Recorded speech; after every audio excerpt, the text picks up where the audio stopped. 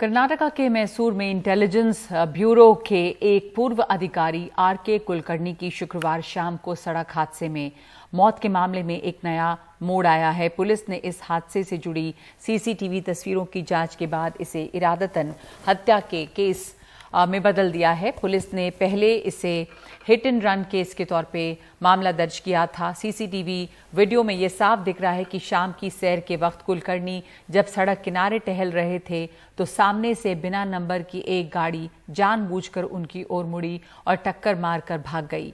RN. Kulkarni को फौरन अस्पताल में दाखिल कराया गया, लेकिन उन्हें बचाया नहीं जा सका।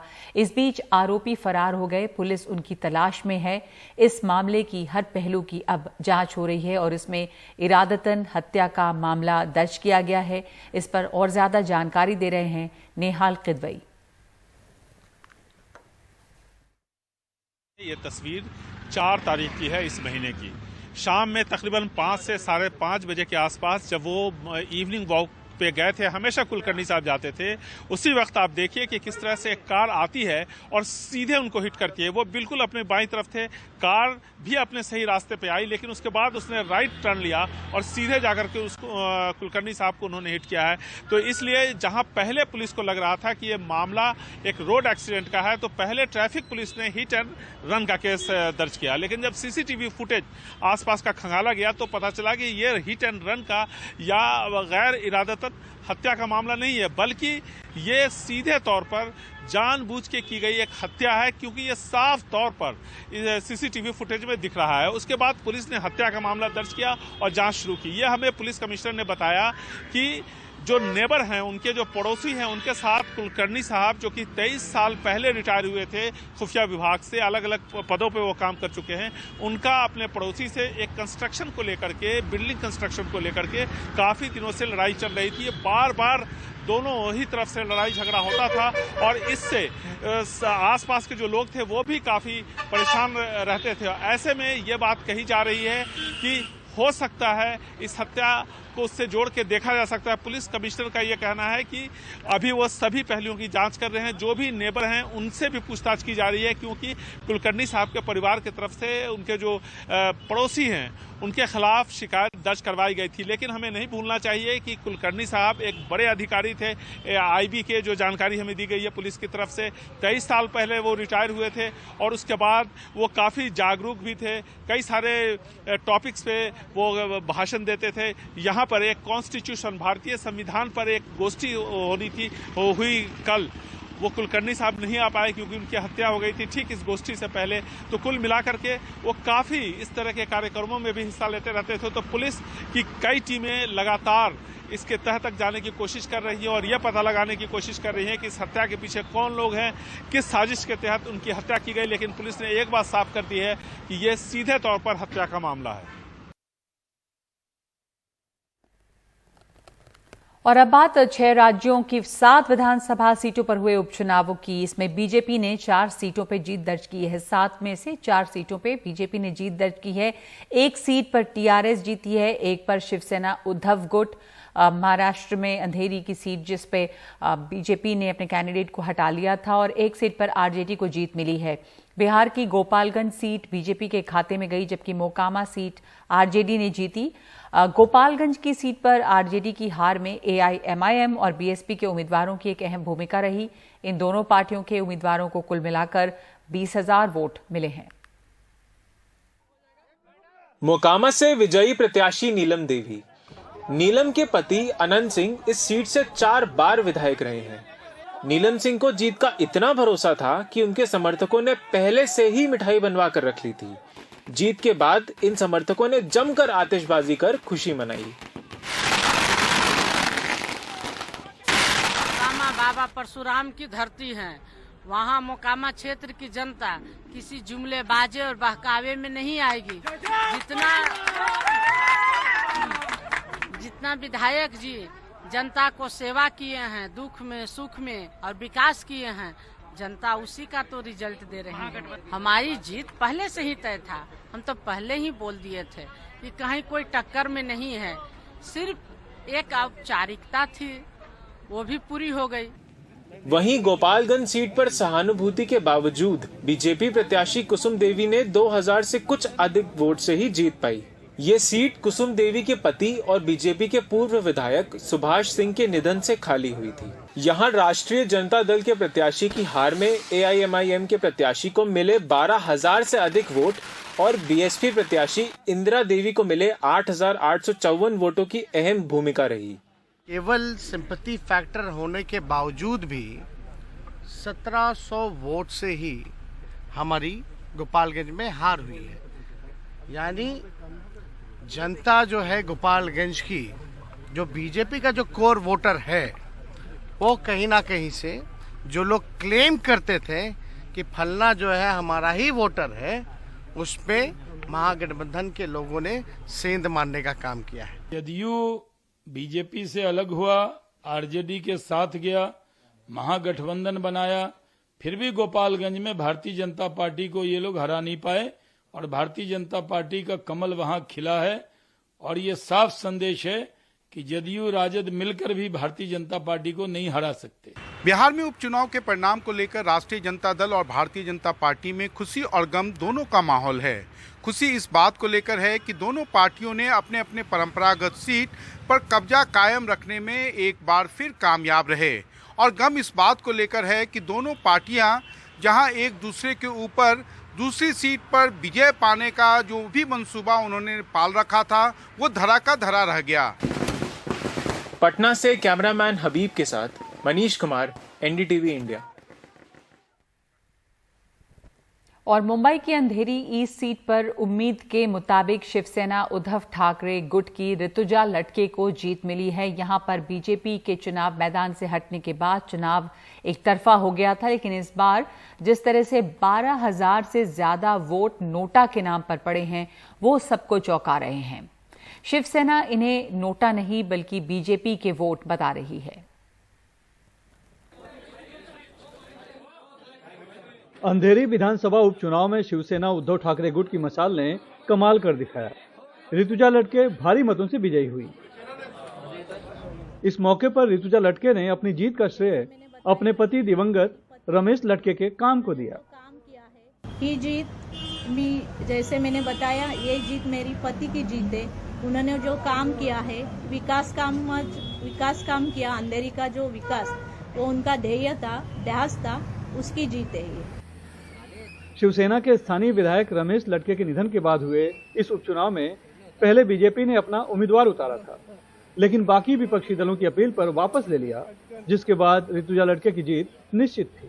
अंधेरी विधानसभा के उपचुनाव में शिवसेना उद्धव ठाकरे गुट की ऋतुजा लटके की जीत हुई है। लगभग 66,000 वोटों से उन्होंने जीत दर्ज की है। उनको बीजेपी ने अपने उम्मीदवार को वापस ले लिया था, जिससे लड़ाई एक तरफा हुई। लेकिन एक दिलचस्प बात जो देखने को मिली वो ये कि नोटा जो है तकरीबन 12,000 नोटा के तहत वोट पड़े हैं। अब जो लड़ाई हुई वो नोटा बनाम ऋतुजा लटके हो गई। जो प्रोजेक्ट तय किए गए थे वो सब प्रोजेक्ट गुजरात खींच करके ले जाए गए। अब अचानक गुजरात का चुनाव घोषित होने के बाद प्रधानमंत्री के मुंह से महाराष्ट्र प्रेम व्यक्त होने लगा है। 2 लाख करोड़ के प्रोजेक्ट, मतलब जमीन पर प्रोजेक्ट के लिए और हवा में अटके प्रोजेक्ट महाराष्ट्र के लिए। मेरा ऐसा अनुमान है कि भ्रम का गुब्बारा फूटने से पहले ही राज्य में मध्यावधि चुनाव हो सकता है। महाराष्ट्रामध्ये मध्यावधी निवडणुका होऊ शकतात, हा एक माझा एक अंदाज है। पैसे देके नोटा का प्रचार किया गया है। मैंने पुलिस को, मैंने इलेक्शन कमीशन को, मैंने रिटर्निंग ऑफिसर को लिखित स्वरूप में दिया था कि कहां कहां पर ये पैसे दिए जाते हैं। जो इन्फॉर्मेशन हमको मिल रही थी वो सब हमने पुलिस को दी थी, लेकिन उसके ऊपर कोई एक्शन हुई नहीं। ये जो वोट्स मिले हैं, मुझे ऐसे लगता है कि जिन्होंने नोटा का प्रचार किया है वो लोगों की ताकत है। एक बाजू से उम्मीदवार पीछे लेना, दूसरे बाजू से नोटा का प्रचार करना। तो ये जो नोटा को जो मिले हुए वोट्स है, वही उनके वोट्स है, ऐसा हम समझते हैं। उधर मुंबई बीजेपी अध्यक्ष आशीष शेलार ने ट्वीट कर ऋतुजा लटके को बधाई तो दी है, लेकिन साथ ही ये भी लिखा है कि यह जीत बीजेपी की वजह से हुई है। अगर बीजेपी ने चुनाव लड़ा होता तो ऋतुजा लटके की हार निश्चित थी, लेकिन शिवसैनिक ऐसा नहीं मानते। उनका तो दावा है कि अगर बीजेपी का उम्मीदवार सामने होता तो जीत में और मजा आता। नोटा का वोट पड़ा है ना, ये लोटे वाले का नोट पड़ा है और उसको बीजेपी को औकात दिखा दिया।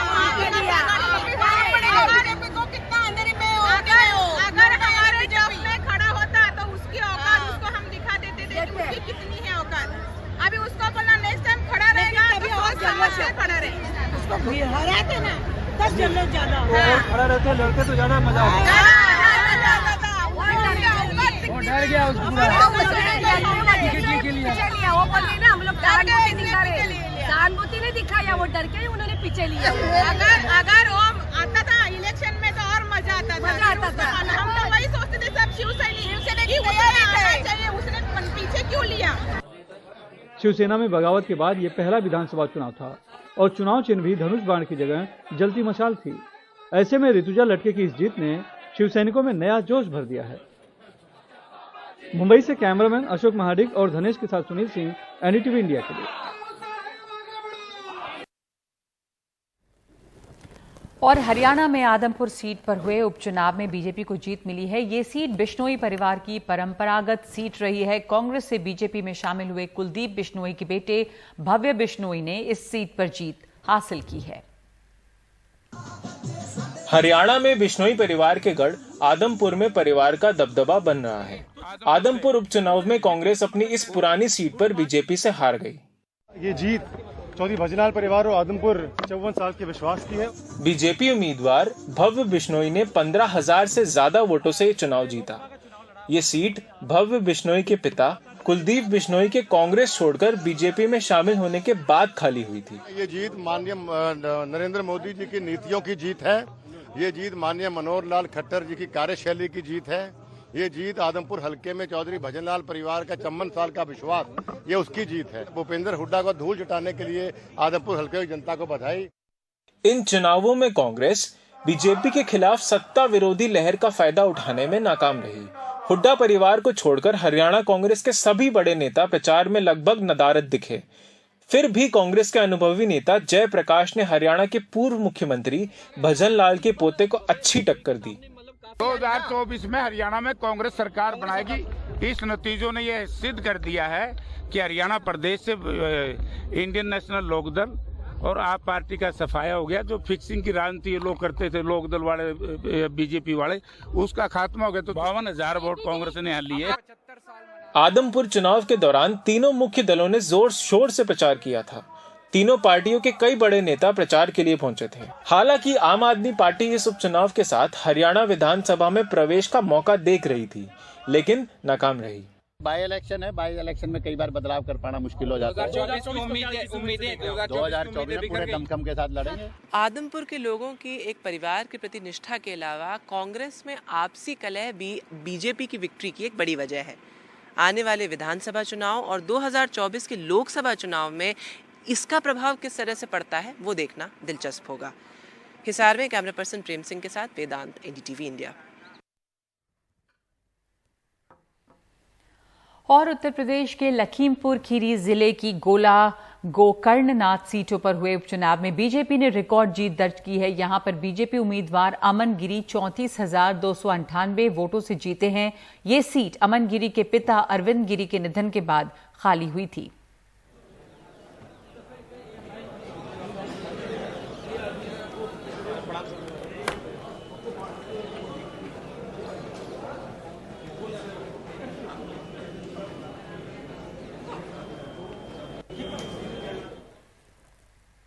और ओडिशा की धामनगर सीट पर हुए उपचुनाव में बीजेपी ने सत्तारूढ़ बीजेटी को 9,881 वोटों से हराया है।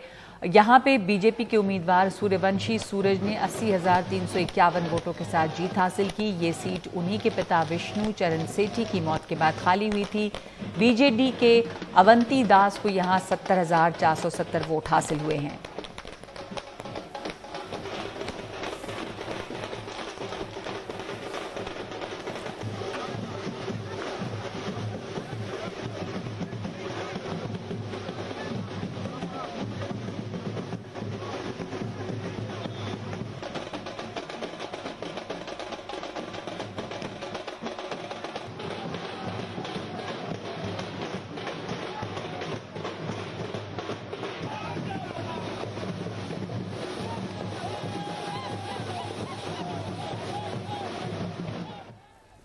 और बात दिल्ली एनसीआर की। यहां पर इस मौसम में प्रदूषण हर साल बहुत ज्यादा बढ़ जाता है और इस साल भी ऐसा ही हुआ है। सिर्फ बात दिल्ली की नहीं है, दिल्ली और एनसीआर की हवा काफी खराब है और इसलिए यहां पर ग्रैप लागू किया गया था, यानी graded response action plan.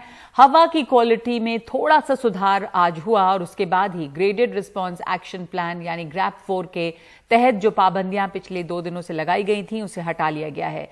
Centre for air quality management के पैनल की सिफारिशों पर यह फैसला किया गया। इसके तहत अब दिल्ली में ट्रकों की आवाजाही फिर से शुरू हो जाएगी। इसके अलावा गैर BS6 डीजल वाहनों पर जो प्रतिबंध लगाया गया था उसे भी हटा लिया गया। दिल्ली में सभी औद्योगिक इकाइयों पर लगी पाबंदी भी हट गई है। दिल्ली में ज्यादातर जगहों पर आज AQI 400 से कम है, जो कि अपने आप में बहुत ज्यादा है। बीच में ये इससे ज्यादा बढ़ गया था। अगले कुछ दिनों में दिल्ली में हवा चलने से प्रदूषण से कुछ राहत मिलने की उम्मीद है।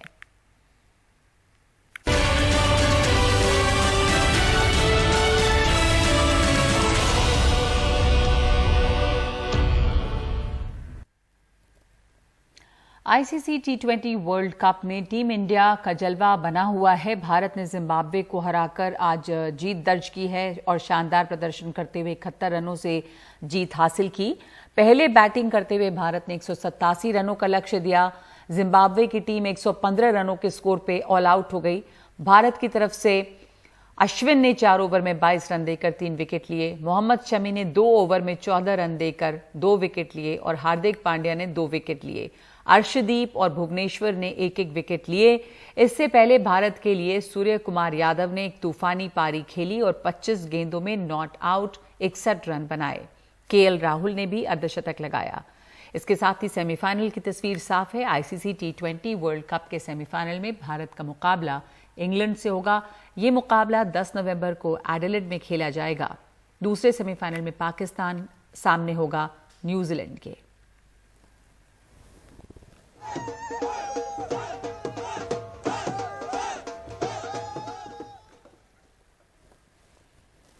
और अब एक खबर तिरुमाला तिरुपति देवस्थानम से। तो पहली बार मंदिर की कुल संपत्ति की घोषणा हुई है।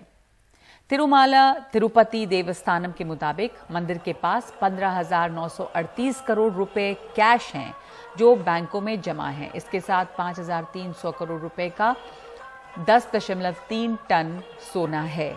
तिरुपति मंदिर की कुल संपत्ति 2.6 लाख करोड़ रुपए की है। तिरुपति बालाजी मंदिर आंध्र प्रदेश के चित्तूर जिले में है और इसे भारत का सबसे धनी मंदिर माना जाता है क्योंकि यहां रोज करोड़ों का चढ़ावा और चंदा आता है।